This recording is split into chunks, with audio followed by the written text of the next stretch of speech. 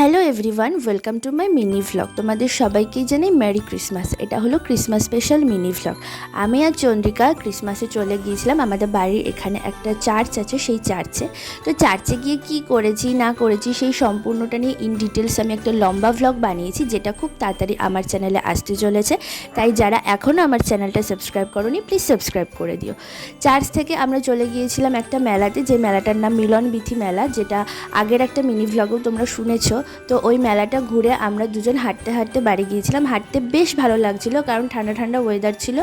তো হেঁটে হেঁটেই বাড়ি আসলাম। বাড়ি আসার পর আমাদের পাড়ায় একটা খ্রিস্টান বাড়ি আছে, জোয়েনা রনিদের বাড়ি। ওদের বাড়িতে ক্রিসমাস পার্টি স্পেশাল রাতের ডিনারের জন্য ইনভিটেশন ছিল। তো সেখানে গিয়েছিলাম, গিয়ে খাওয়া দাওয়া করেছি, খুব মজা করেছি।